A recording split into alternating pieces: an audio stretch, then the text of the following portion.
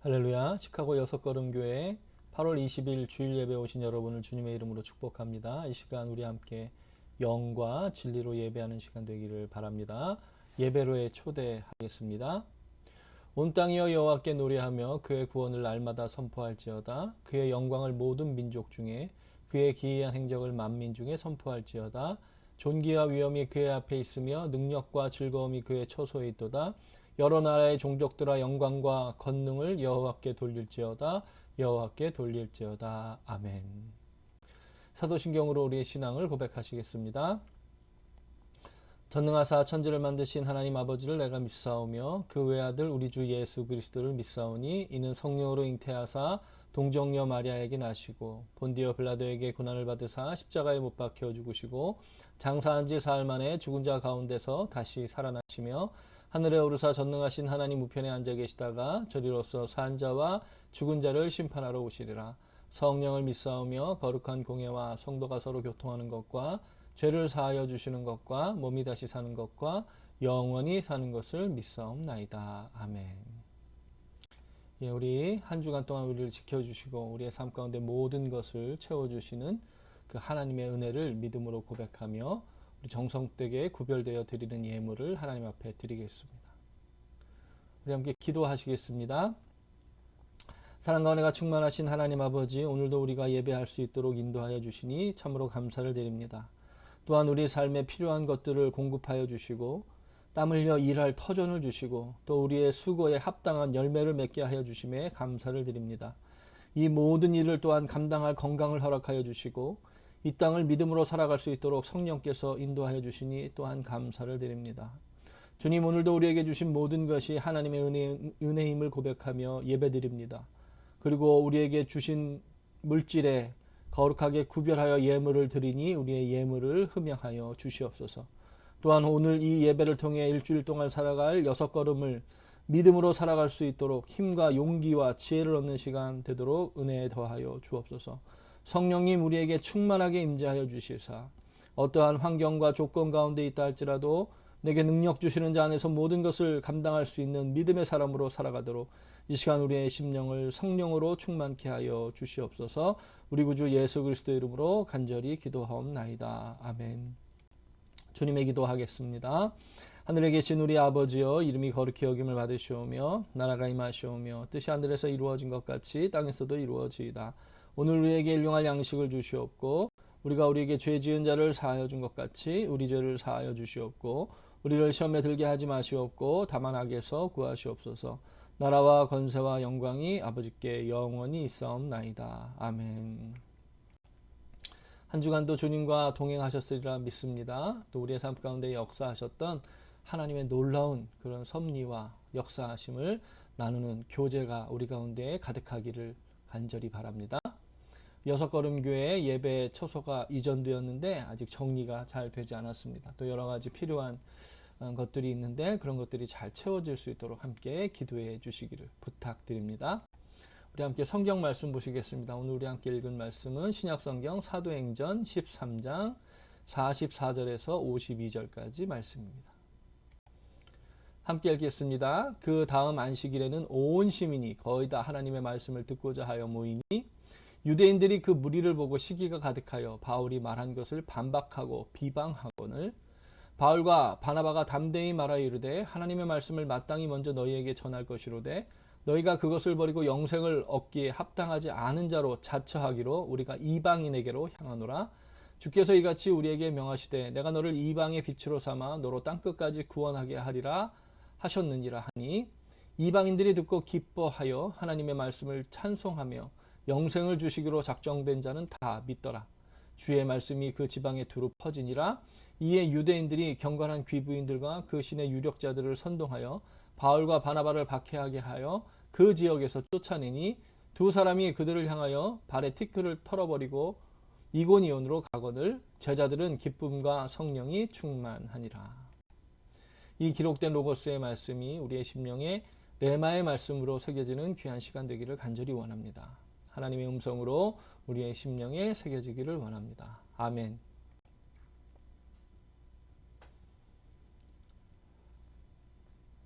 비시디아 안디옥에서 바울이 회당에서 복음을 전합니다. 그래서 많은 사람들이 바울과 바나바를 따랐다라고 했습니다. 즉 복음으로 변화된 삶을 살기로 결단했다라고 하는 것이죠. 이 회당의 모임이 끝난 후에 유대인들과 유대인의 입장 경건한 사람들 이렇게 부르지요. 바울과 바나바를 쫓았다라고 했는데 바울과 바나바를 왜 쫓았겠습니까? 예수를 쫓아야지. 그런 뜻이 아니라 바울과 바나바가 말한 복음에 반응하여서 바울과 바나바가 가기로 결단한 그 길, 예수 그리스도를 따르는 길, 그리스도를 따라 사는 길로 함께 나아가기로 결단했다는 말이겠지요.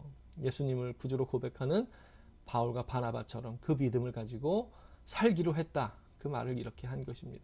그래서 그 다음 안식일에도 와서 우리에게 이 똑같은 말씀을 전해달라고 요청했습니다. 뭐 똑같은 설교를 해라, 똑같은 본문을 가지고 뭐 똑같은 설교를 똑같이 해라 이런 말은 아니었겠지만 여러분이 복음을 다시 전해달라고 하는 요청이었습니다. 그 복음을 전한 것에 대한 그 궁금증이 생겼다는 것이죠. 간절함이 생겼다는 거예요. 그 복음에 관해서 더 알려달라고 요청을 한 것입니다. 간곡한 요청을 한 것이죠. 그리고 그 다음 안식일이 되자 정말 놀라운 일이 일어나는데요. 비시디아 안디옥의 온 성의 사람들이 하나님의 말씀을 듣고자 하여 모였다는 겁니다. 이 온 시민이 모였다. 비시디아 안디옥에 있는 도시의 거의 모든 사람들이 하나님의 말씀, 바울이 전하는 예수 그리스도에 대한 복음을 듣기 위해서 모였다는 것입니다. 화의 반응이 폭발적이었다고 하는 것이죠. 제가 여러 주석을 참고해 봤는데요. 온 시민이라고 하는 것이 정말 온 이 성에 있는 거의 모든 사람이었다라고 하는 것에 대해서 거의 이견이 없었습니다. 이 비시디아 안디옥이라고 하는 도시가 완전히 들썩거렸다는 것이죠. 지난주에 살펴본 말씀에서도 보면요. 회당에서 그 복음을 들은 사람들은요. 다 반응이 똑같았어요. 그리고 다 놀라운 말씀이다 하고 다음 주에 다음 안식일에 와서 다시 말씀을 전해달라고 했어요. 당시에 신문이나 인터넷이 없었을 텐데요. 뭐 텔레비전이 있어가지고 뭐 거기에 광고를 한 것도 아니고 뭐 정확하게 신문 이런 것이 있었겠습니까? 뭐 언론이나 뭐 이런 광고를 할 수 있는 수단이 거의 없었을 거예요. 이런 매체가 없었을 것입니다. 요즘 우리 단체 카톡방 많이 사용하는데 단체 카톡방도 없었을 거예요. 뭐 집회 있으면 몇 시까지 오십시오. 초대하는 문자 요즘은 자주 보내는데 그럼 뭐 단체 카톡방이 있는 것도 아니고 어떻게 온 이 안디옥 성에 있는 사람들이 다 알았을까요? 순전히 입소문으로 전해졌다는 겁니다. 옆에 사람에게 권면했다는 거예요. 삶의 현장에서 소문을 내고 다녔다는 겁니다. 회당에 모였던 사람들이 각자의 삶의 자리로 돌아갔겠죠. 그래서 이 소식을 전하지 않았겠습니까? 와, 우리 지난 안식일에 우리 회당에 바울과 바나바 선교팀이 왔는데 정말 좋았어. 다음 주에도 또 온대. 같이 가자. 응? 지난 안식일에 들어보니까 그 말씀이 너무 좋아. 우리 다음 안식일에 같이 가자. 이런 초대의 현상이 발생했다는 것이죠. 온 성에 그것이 소문이 퍼졌다는 겁니다. 그러면서 여기에는 보면요, 이 회당 바울이 말씀을 전했다라고 전해지는 회당의 유적지고요. 여기는 바울 기념교회라고 생각되는 유적이라고 합니다. 온 성의 사람들이 모였다. 비시디아 안디옥에 있는 회당의 자리에 지금 이 자리에 바울의 기념교회가 세워질 만큼 이 도시에 큰 영향력을 끼친 복음이 전해졌다라고 하는 것입니다. 그러니까 이런 역사적인 사실만 봐도 이런 유적들만 봐도요. 온 도시가 복음을 듣고 큰 반향을 일으켰다라고 하는 것이 분명했다라고 하는 것입니다. 여러분 회당이 있던 자리에 교회가 세워졌다. 이것은 어디에도 유래를 찾아보기 힘든 일입니다. 그만큼 이 바울의 두 번의 설교는 파급력이 강력한 설교였다라고 하는 것입니다. 복음이 하나님의 진리가 그 지역을 변화시키고 도시가 변화되고 그 도시의 모든 사람들이 복음으로 인해 자신이 어떻게 살아갈 것인가를 다시 설정하게 되는 그 도시가 변화되는 놀라운 역사가 온 도시가 말씀으로 들썩들썩하게 되는 역사가 이 시대에 일어났다라고 하는 것입니다. 사랑하는 성도 여러분, 하나님의 말씀, 복음, 진리로 인해서 온 지역과 사람들이 들썩들썩하게 되는 그런 놀라운 역사가 이 시대에도 일어나게 되기를 간절히 소원합니다. 한국 교회가 부흥할 때도 그런 일들이 일어났잖아요. 그죠? 한 마을이 변화되고, 그리고 사람들이 다 막 회개하고, 변화되는 역사들이 일어났다라고 하는 것입니다. 그런 부흥의 시대가요, 다시 이 시대에도 일어나고, 한국에도 다시 그런 부흥의 물결이 일어나고, 제가 있는 이 지역, 시카고 지역, 특별히 이곳의 한인들에게도 말씀으로 인한 부흥의 물결이 일어나게 되기를 간절히 소원합니다. 우리 교회가 그런 교회로 쓰임받기를 또 기도합니다. 그런데 그 다음 절에 전하는 것을 보면요, 갑자기 분위기가 바뀝니다. 갑분싸, 갑자기 분위기가 바뀌어요. 유대인들이 그 무리를 보고 시기했다는 거예요. 지난주에 보면요, 유대인들도 좋은 반응을 보였어요. 바울과 바나바가 전한 복음을 듣고 반응이 좋았다는 겁니다. 그런데 오늘 갑자기 상반된 반응을 보이는 거예요. 그 이유에 대해서 45절 상반절에는 그 무리를 보고 시기가 가득했기 때문이다라고 분명하게 말씀하고 있죠. 그 무리를 보고 시기가 가득했다. 이 무리를 보고라고 표현한 것으로 보아서 유대인이나 경건한 사람들, 즉 이방인인데 유대교로 개종한 사람들이죠. 그런 유대교로 개종한 사람들을 그렇게 불렀다는 것이죠. 경건한 사람들, 그런 유대인이나 경건한 사람들이 이 이방인들이 모여가지고요, 어떻게 보면요, 온 성의 사람들이 다 모였으니까 속된 말로 어중이 떠중이 다 모여가지고 회당에 모여든 것이 못마땅하게 생각이 들었다는 것입니다. 그리고 더더욱이요, 그 이방인들에게도 말씀을 서슴없이 전하는, 구별된 자들이 아니잖아요. 그냥 다 사람들이 들어온 거잖아요. 모인 거잖아요.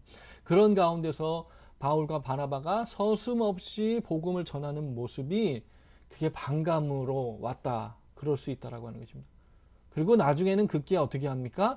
그 메시지에 대해서, 바울이 하는 말에 대해서 반감을 가지고 반박하고 비방하게 되었다라고 하는 것입니다. 여러분, 이거 보통 정치판에서 일어나는 현상과 비슷하지 않습니까? 어떤 정책이 좋건 나쁘건 이 정책의 정략이 문제가 아니라 서로 당이 다르다는 이유로 먼저 반대하는 겁니다. 저쪽 당이 이 좋은 정책을 발표했어? 아, 그럼 반대야. 그 정책이 좋건 말건 상관이 없는 거죠.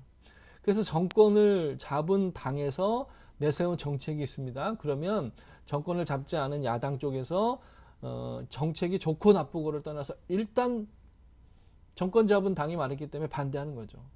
야, 그건 너무 한시적인 시각이다.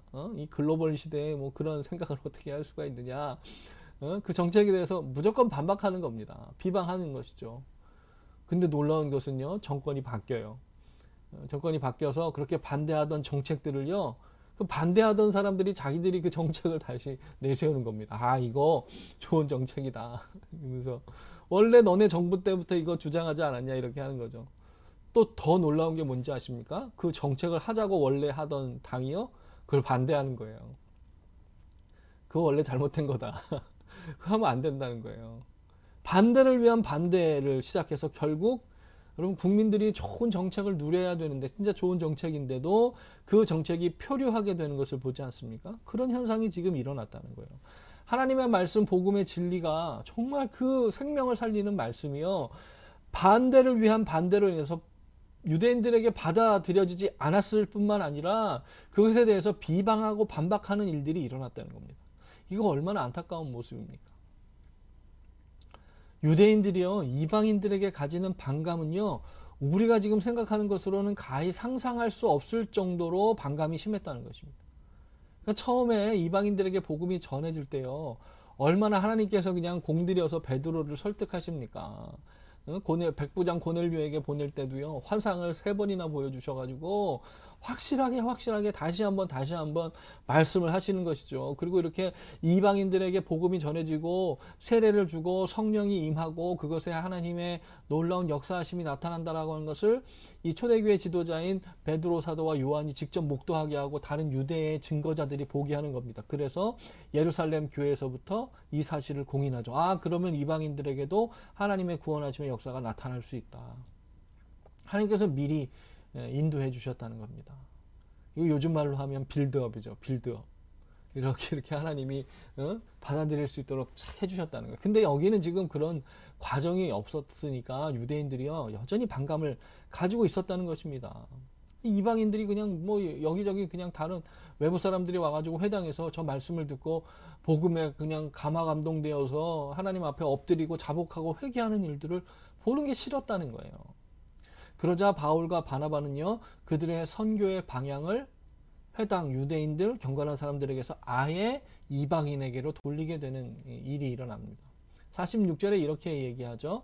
바울과 바나바가 하나님의 말씀을 마땅히 내가 너에게 전했다는 것입니다. 유대인들에게 회당에 와서 먼저 전했죠. 근데 그것을 너희가 영생을 얻기에 합당하지 않은 자로 자처했다는 겁니다. 자기들이 선택했다는 거예요. 복음을 전했는데. 그러니까 우리가 이제 이방인에게로 향하겠다라고 하는 겁니다. 결국 바울과 바나바는 회당을 찾아가서 유대인들에게 먼저 말씀을 전하기 시작했지만 선교의 주력 대상을 이방인에게로 바꾸게 되었다라고 하는 것입니다. 저는 이 말씀을 묵상하면서요, 두 가지 생각이 동시에 떠올랐어요. 먼저는요, 하나님의 말씀을 들음에 있어서 전하는 사람 때문에 판단해서는 안 되겠구나. 사람이 완전할 수가 없지 않습니까? 그죠? 사람이 완전할 수가 없어요.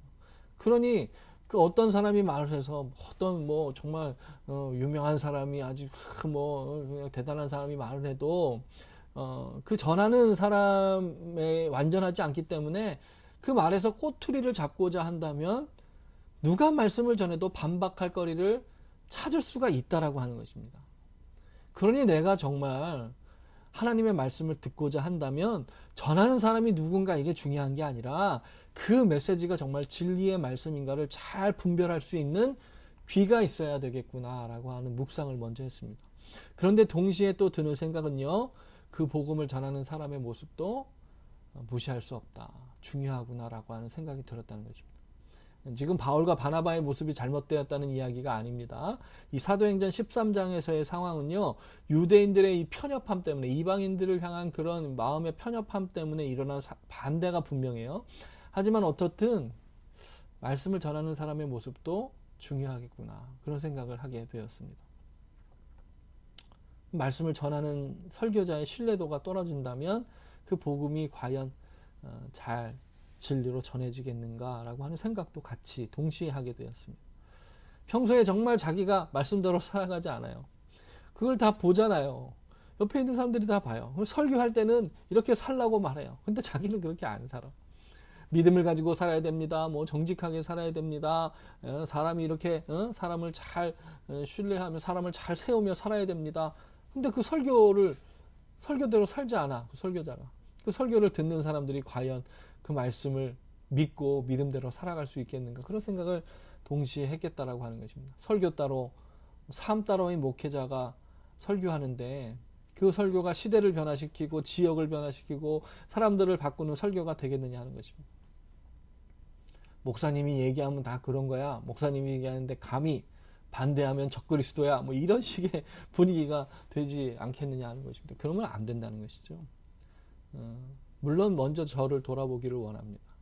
그리고 우리가 서로에게 좋은 피드백을 할 수 있는 그런 건강한 구조의 교회 공동체가 되면 좋겠다, 그런 생각이 들기도 했습니다. 어떻든 바나바와 이 바울과 바나바는 선교의 주력 대상을요, 이 유대인에게서 이방인으로 하겠다 아예 공식적으로 선언한 겁니다. 그리고 바울은 다메섹 도상에서 자기를 부르시고 자기에게 부여하신 사명, 그것을 다시 한번 확인하고 리마인드 하게 되었다는 것입니다. 그러면서 이렇게 말하죠. 이방인의 빛으로 삼아 너를 땅끝까지 구원의 도구로 사용하겠다. 내가 너를 그런 그릇으로 쓰겠다라고 선택하셨던 그것을 다시 한번 리마인드 하는 겁니다. 이 이사야서 49장 6절의 말씀을 인용한 거예요. 하나님께서 유대인을 비롯해서 이방인들 모두를 구원하기를 원하셨던 것은요, 여러분 신약 시대에만 시작된 것이 아니다라고 합니다. 하나님께서는요, 열방을 구원하시기로 태초부터 작정하셨다는 거예요. 그 일을 유대인들, 그러니까 이스라엘이라고 하는 민족을 통해서 이루기를 원하셨던 것이죠. 그런 의미에서 이스라엘 민족이요, 선민이 맞다는 생각을 하게 됩니다. 그들만 선택하셔서 선민이 아니라 그들을 통해서 열방을 구원하는 일들을 이루려고 하셨기 때문에, 그래서 그들을 선택하셨기 때문에 그들이 선민이라고 하는 말이 맞는 것이죠. 하지만 그 선민된 특권을 오용하고 남용했죠. 자기들만 구원받고 이방인들은 어떻게 생각했습니까? 지옥의 땔감이야. 그런 잘못된 선민의식에 사로잡혀 있었다는 것입니다. 그러니 이렇게 진리의 복음이 전해지는데도 결국 시기가 가득해서, 그죠? 시기가 가득해서 그 진리를 바르게 받아들이지 못했다라고 하는 안타까운 지경에 이르게 되었다라고 하는 것입니다. 이제 바울과 바나바는 이방인들에게 복음을 전해야 되겠다라고 선언을 합니다. 그러자 어떤 일이 일어납니까? 이방인들이 이 말씀을 듣고 기뻐했다는 거예요. 하나님의 말씀을 찬송했다는 거예요. 하나님을 또 찬양했겠죠. 하나님의 영광이 드러났다는 거예요. 복음을 들으면 기뻐해야 되는 것이죠. 그 복음으로 인해 주어질 영원한 생명을 바라보면서 우리는 기뻐하고 이 은혜를 베푸신 하나님을 찬양해야 되는 겁니다. 그죠? 우리가 예배에서 그렇게 하나님을 찬양해야죠. 사랑하는 성도 여러분, 어느 곳에서 예배하든지 그 예배를 통해서 하나님이 베푸신 은혜를 다시 확인하게 되고 그 은혜로 인하여서 기뻐하며 하나님을 찬양하는 그런 예배를 드리는 저와 여러분 되기를 간절히 소원합니다. 우리의 예배가 그런 진리의 말씀을 듣고요. 그 구원의 감격을 회복하고 우리의 삶이 영원한 생명을 가진 삶이구나 라고 하는 확신을 가지게 되면요. 야, 이게 하나님께서 주신 거야. 그럼 하나님을 찬양하지 않을 수가 없는 거죠. 여러분, 그러면 우리의 삶이 쓸데없다 그런 생각 안 하게 되겠죠. 우리가 어느 삶의 자리에 있다 할지라도 나는 영생을 소유한 자야. 나는 하나님의 귀한 자녀이야. 내가 어디 있든지 하늘나라 백성이야. 그런 생각을 하고 살 수 있지 않겠습니까? 여러분, 예배를 드려도 말씀을 드려도 우리는 그냥 삶은 삶이고 예배는 예배고 그렇게 예배하면 안 된다는 것이죠. 그 예배를 통해서 우리가 영생을 바라보고 영적인 것을 바라보고 이 현실만이 아니라 하늘의 비전을 가지면서 예배를 드려야 되는 것이죠. 지금 내 삶을 바라보면서 이번 생은 글렀어 예배하면서도 이번 지난 전생 다음 생 이런 거 없지만요. 요즘은 하도 그런 말을 자주 쓰니까 이번 생은 망했어 그래서 이생망이라고 하는 말을 쓸 정도로 여러분 믿는 자들도 그런 말을 해서야 그런 말을 써서야 되겠느냐 하는 것입니다. 여러분 우리의 삶은 단 한 번뿐이며 여러분 그 삶은 실수가 없으신 하나님의 은혜 가운데 인도하심 가운데 있다라고 하는 것을 예배를 통해서 다시 확인하고 발견하고 다시 우리의 마음에 새기는 저와 여러분 되기를 간절히 소원합니다. 그러니 지금 내 삶이 세상적으로 어떠하든지 내 환경이 세상적으로 어떠하든지 내가 부하든지 가난하든지 그 가운데 하나님의 뜻과 섭리가 있음을 예배를 통해서 바라볼 수 있어야 된다고 하는 것입니다. 사랑하는 여섯걸음교회 성도 여러분, 우리를 통한 하나님의 계획, 우리를 통한 하나님의 놀라운 그 섭리가 있음을 바라볼 수 있는 예배를 드리게 되시기를 간절히 축복합니다. 그런 믿음의 바라봄이 예배를 통해서 회복되어야 되는 것이죠. 오늘 우리 이 예배를 통해서 믿음을 통한 바라봄이 회복되기를 간절히 소원합니다. 예배하는 이 시간 우리가 믿음의 눈을 들어 주님을 바라볼 수 있어야 되는 것이죠. 예수님이 우리의 구주가 되어주셨다. 나를 위해서 그 모든 것을 내어 던져주셨다. 그런 그 소식을 듣고 여러분 비시디아 안디옥의 성의 사람들은 다 변화됐어요. 온 성이 들썩들썩했다라고 하는 것입니다. 여러분 예배하는 자리마다 그런 놀라운 은혜가 덮여지게 되기를 간절히 소원합니다.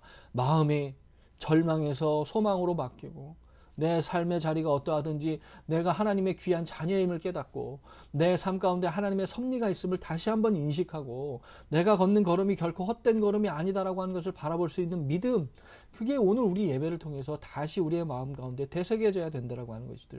예배를 통한 감격, 구원에 대한 놀라운 확신, 우리의 삶을 향한 하나님의 은혜를 확인하는 예배를 드리고 삶을 살아가게 되는 저와 여러분 되기를 간절히 소원합니다.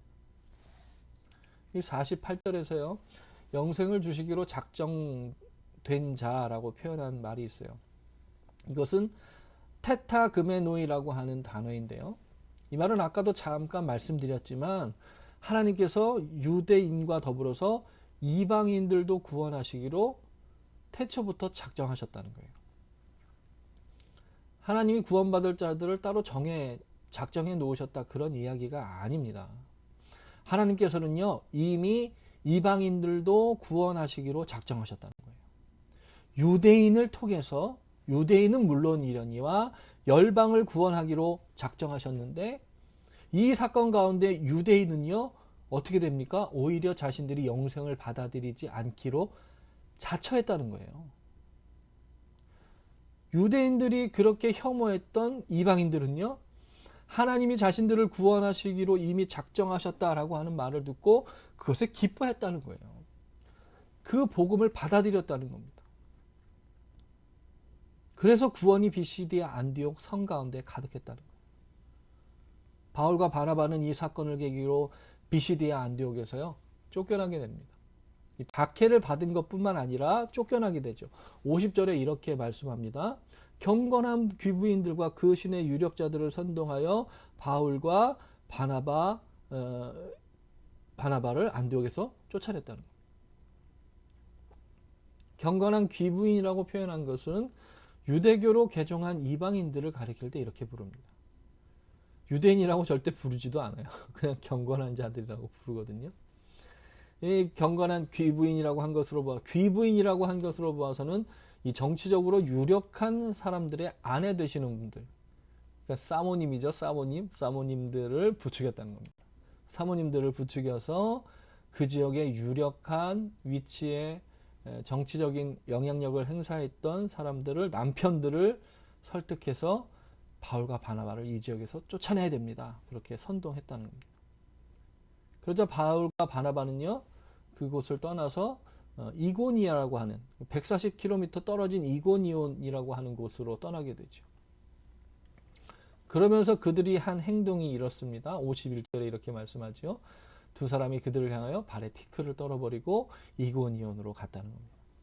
이것은 분명히 누가복음 10장에서 예수님께서 70명의 전도자들을 이 온 이스라엘 지역에, 가나안 지역에 보내지 않습니까? 이 제자들을 따로 세우셔서 거기에 귀신을 쫓아내고 치유하게 하시고 복음을 전하게 하셨는데, 그때 하신 말씀을 그대로 따라한 것이 분명합니다.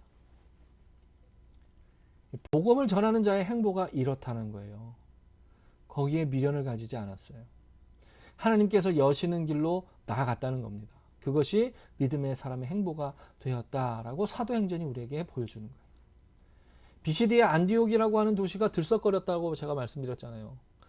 거기가 온 도시가 그냥 술렁일 만큼 복음이 전해졌어요. 부흥이 일어났다는 거예요. 근데 거기를 또 떠나서 다른 곳으로 가라는 거예요. 그것도 자의가 아니라 타의로. 여러분, 그 자신이 이제 가고자 해서 간 게 아니라 남에 의해서 쫓겨나면 서럽잖아요. 그런데 거기에도 하나님의 섭리가 있다고 인정했다는 거예요. 아, 우리가 또 다른 곳으로 떠나는구나. 실망해야 됩니까? 야, 우리가 여기서 부흥을 일으켰는데 우리만 쫓겨나는구나. 우리가 좌절해야 되는 상황입니까? 아니죠.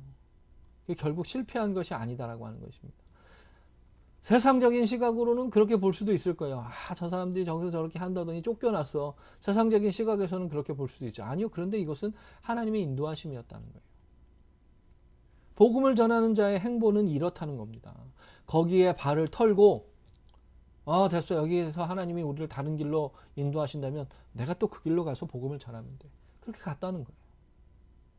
그러면 또 거기에서 하나님의 예비하심의 은혜가 있어요. 우리가 다시 이고니온에 대해서 다음 주에 보게 되겠지만, 거기에서도 놀라운 하나님의 역사가 일어납니다. 여기가 좋사오니 초막이라도 짓고 살겠습니다. 아니요, 그게 아니라 내려가자는 거예요. 하나님이 부르시는 곳으로 가야 된다는 거예요. 새로운 사역이 있는 곳으로 우리가 나가야 된다는 거예요. 그게 복음을 전하는 자의 행보가 돼야 된다는 거예요. 우리가 사도행전 8장에서 이미 살펴봤습니다. 빌립의 행보도 그랬잖아요. 예루살렘에 핍박이 일어났어요. 그래서 다른 곳으로 흩어지게 되었어요. 이것도 하나님의 뜻이었죠. 사마리아에 가서 빌립이, 유대인들이 그렇게 가기 싫어하던 곳이잖아요. 거길 안 지나가려고 삥 돌아서 갔잖아요. 그런데 빌립이 거기 가서 복음을 전했어요. 그래서 놀라운 역사가 일어나죠. 거기에 막 복음의 부흥이 일어납니다. 그래서 베드로와 요한이 거기에 파견되고요. 거기에서 시몬이라고 하는 마술사도 막 변화되고 막 꾸중도 듣고 그러잖아요. 그러면서 그 도시가 막 부흥했어요. 그런데 성령님께서 갑자기 빌립에게요, 남쪽에 가사라고 하는 곳으로 내려가라는 거예요. 거기는 도시도 아니에요. 사람이 사는 곳도 아니에요. 많이 사는 곳도 아니에요. 거기 오히려 광야란 말이죠. 그 부흥의 자리를 떠나서 가라는 거예요. 여러분, 이게 실패입니까? 아니에요. 하나님이 여시는 길로 나아갔다는 거예요. 근데 거기 가서 많은 사람에게 복음을 전했어요? 아니에요. 에티오피아의 국고를 맡은 넷이 한 사람에게 복음을 전하게 되었다는 거예요. 근데 그게 하나님의 뜻이었다는 거예요. 그 한 사람을 위해서 그 부흥의 그 열기를 뒤로 하고 필립을 보냈다는 거예요. 하나님이 여시는 길로 나아갈 때 거기에는 분명 하나님의 뜻과 계획이 있다라고 하는 거예요. 세상적인 잣대로 바라볼 것이 아니라고 하는 것이죠. 우리가 그 세상적인 잣대로 바라볼 것이 아니라 하나님의 말씀에 순종하고 나아갈 때 그 삶이 복음을 전하는 자의 행보가 된다는 겁니다. 그래서 하나님의 역사가 일어나게 된다라고 하는 것이죠. 그럼 바울과 바나바가 떠났어요. 그러면 BCD의 안디옥이라고 하는 도시의 불길은, 부흥은 다 사그러들었습니까? 아니에요. 52절에 이렇게 얘기해요. 제자들은 기쁨과 성령이 충만했다는 것입니다. 여기서 제자들이라고 부르는 사람들은요, 분명히 BCD의 안디옥에서 복음을 받아들인 모든 사람들, 유대인들, 경건한 자들이었던 이방인이었던 상관없이 복음을 받아들여서 그리스도를 따라 살겠다라고 결단한 모든 사람들을 가리키는 말이 제자들입니다. 그리스도를 따라 살기로 결단한 모든 사람들을 그렇게 불렀고, 그들에게 복음을 전해준 전도자 바울과 바나바 일행이 떠나고 박해가 그냥 없어졌을까요? 아니요. 박해가 계속 되었겠죠. 그렇지만 그 복음으로 말미암아 그 지역에는 기쁨이 충만했다는 것입니다. 그리고 예배하면서 성령이 충만했다는 거예요. 사랑하는 성도 여러분, 우리 여섯걸음 교회 안에 기쁨이 충만하게 되기를 간절히 소원합니다. 세상의 환경이 어떠하든지요, 말씀을 듣는 가운데에 우리의 환경을 넘어선 기쁨이 우리 가운데 가득하게 되기를 간절히 소원합니다. 여러분, 예배하는 가운데도 한숨 푹푹 쉬고 세상 어떻게 살아가지? 여러분, 그런 걱정에 휩싸이지 않게 되기를 간절히 소원합니다. 하나님 우리와 함께 하신다. 어떠한 환경 가운데도 우리를 지키신다. 우리가 하나님의 인도하신 가운데 있다. 말씀을 듣고 우리가 한숨 푹푹 쉬고 예배할 수는 없잖아요. 무엇보다 사도행전에서 계속 강조하고 있는 것이 무엇입니까? 예배하는 교회 공동체 가운데에 성령이 충만해야 된다는 거예요. 그래야 기쁨이 오는 것이죠. 우리 교회가 성령이 충만한가? 여러분, 우리 관심사가 그게 되기를 간절히 소원합니다. 그것을 사모하는 교회가 되어야죠. 예배, 여기가 어떻네, 이게 어떻네, 시스템이 어떻네, 이런 것들보다 정말 우리 교회에 성령이 충만한가? 우리 예배에 성령이 충만한가? 그럼 교회는요, 성령 충만함을 사모하는 곳이 되어야 된다라고 하는 것입니다. 사랑하는 여섯걸음 교회 성도 여러분, 한 주간 여섯걸음을 걸으면서 기쁨이 충만하시기를 간절히 축복합니다. 우리가 사는 현실이요, 만만하지 않아요. 만만하지 않다는 거 너무나도 잘 알죠. 그런 현실 속에서도 우리가 기쁨으로 살아갈 수 있는가? 그런 이유가 어디에 있습니까? 하나님이 우리를 인도하시기 때문이다. 믿음으로 고백하는 삶이 되시기를 간절히 축복합니다.